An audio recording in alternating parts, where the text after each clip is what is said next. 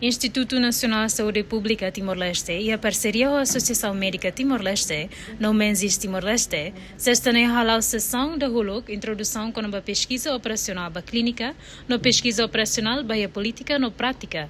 O objetivo é atualmente em capacidade de pesquisa entre profissionais de saúde e CIRA. Vice-secretário-geral da Associação Médica Timor-Leste, Frankie Ramiro de Jesus, até tem programa nem objetivo atuar a pesquisa para membro da associação NIAN, atuar tem diaglutan área pesquisa operacional no desenho pesquisa NIAN.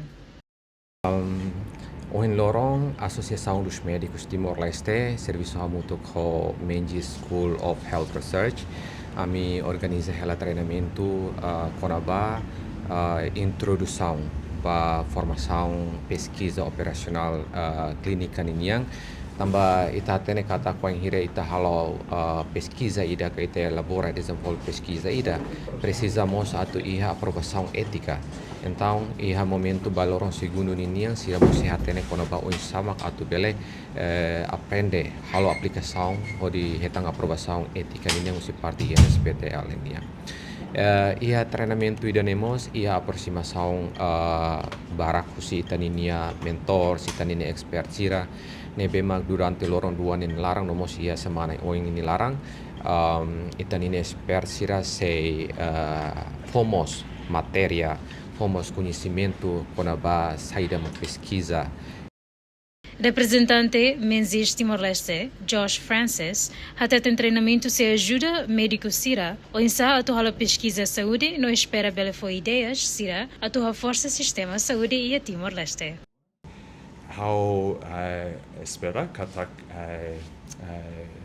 participante Sira, bela hetan oportunidade dia atu hatene konaba pesquisa saúde bele halo impacto board by a força sistema saúde no treinamento focus by pesquisa saúde e a área para então a me espera kata participante sira bele mai ho ninia ideias sira konaba onsa a força sistema saúde e a Timor-Leste.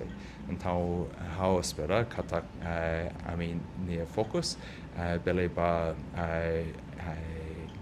assunto sira kata prioridade e a Timor-Leste. Programa ne halibur participante Sira, husi setor saúde, mai husi médico geral Sira, hori aprende com a importância husi pesquisa clínica, hori hadia serviço de saúde, suporta forte decisão baseada na evidência, não responde a desafio saúde público e a Timor-Leste. Organizador Sira até te kata iniciativa ne tem que encorajar pesquisador local no profissional médico. Atu envolve ativamente a pesquisa operacional, hori hadia qualidade e cuidado de saúde no resultado paciente nian e a Timor-Leste.